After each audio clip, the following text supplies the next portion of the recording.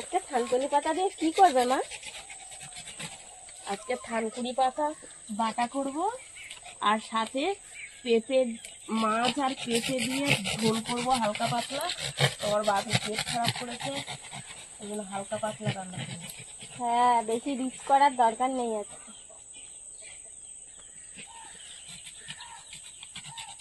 আজকে এমনি গরমও পড়েছে, ঠিক বলো? একটু হালকা রান্না খাওয়াই ভালো গরমে, বেশি তেল মশলা খাওয়ার থেকে।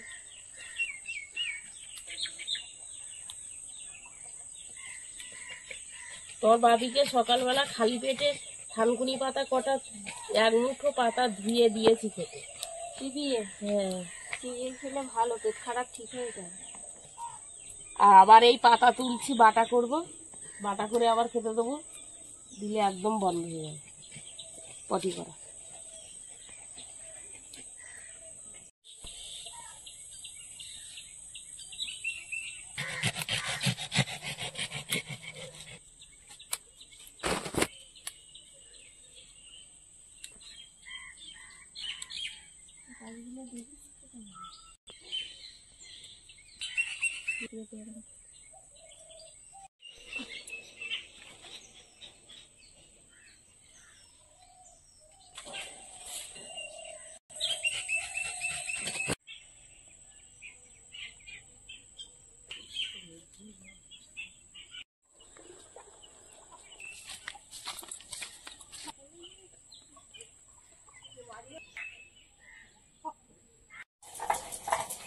ভাতটা হতে হতে আমি মাছের লবণ হলুদ মাখিয়ে নেব।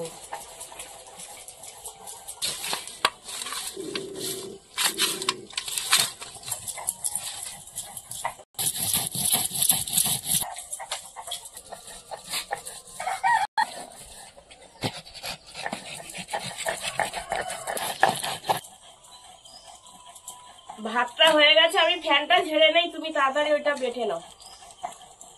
আমারও বাটা হয়ে গেছে। থানকুনি পাতা বেটে নিয়েছি, এবার এর মধ্যে দুটো লঙ্কা আর একটু লবণ আর জিরে দিয়ে আর একবার বেটে নেব।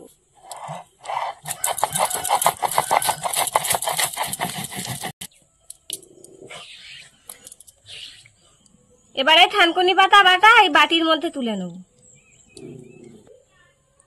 এর মধ্যে সরষের তেল দিয়ে মেখে নেব।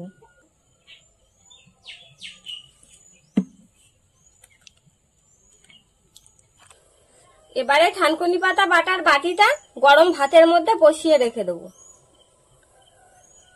এটা শুধু শুধু বাটাও খাওয়া যায়, তবে গরম ভাতের মধ্যে কিছুক্ষণ রেখে দিলে খেতে আরো বেশি ভালো লাগে।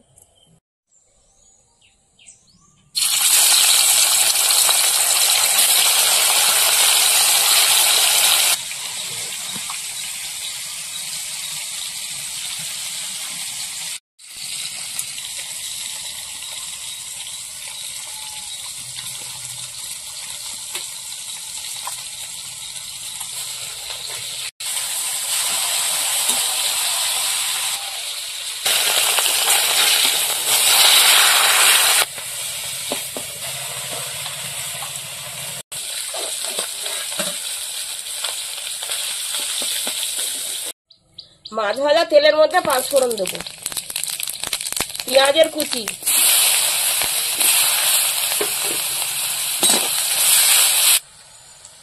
এবার পেঁপে আর আলু দিয়ে দেবো।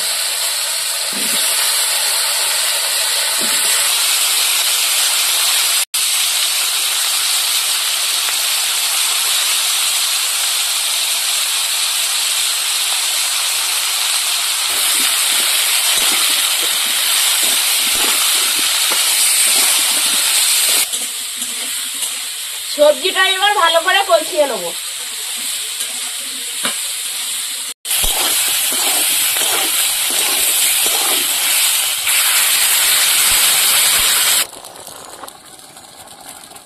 ঝোলটা ফুটে উঠেছে, ভেজে রাখা মাছগুলো এবার দিয়ে দেবো, দিয়ে তরকারিটা ভালো করে ফুটিয়ে নেব।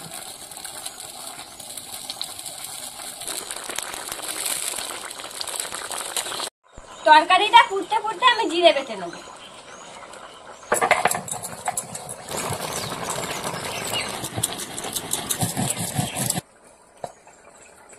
তরকারিটা হয়ে এসেছে, তোমার জিরে বাটা হয়েছে? হ্যাঁ, খুন্তি দাও, আমি তুলে দাও তাহলে।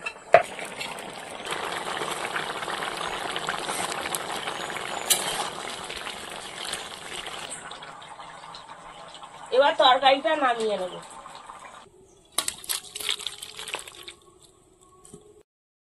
ঢাকনাটা খুলে থানকুনি পাতাটা বার করব, দেখি কেমন হয়েছে।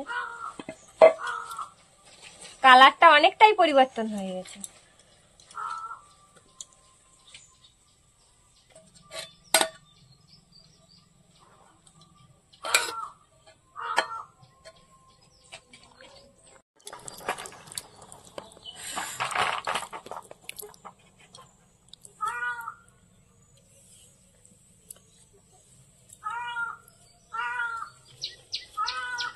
গরম ভাত আর সাথে গরম গরম থানকুনি পাতা বাটা।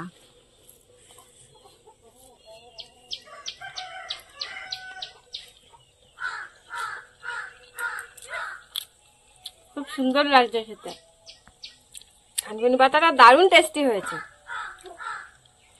গরম ভাতের মধ্যে দিয়ে তো খুব সুন্দর হয়েছে।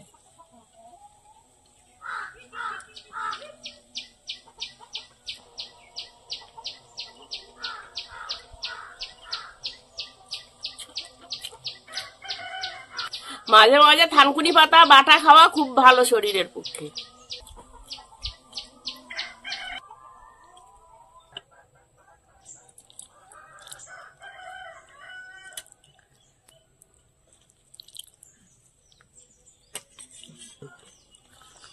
গরম গরম পেঁপের পাতলা ঝোল গরম ভাত দিয়ে মেখে খাবো এবার। একদম গরম।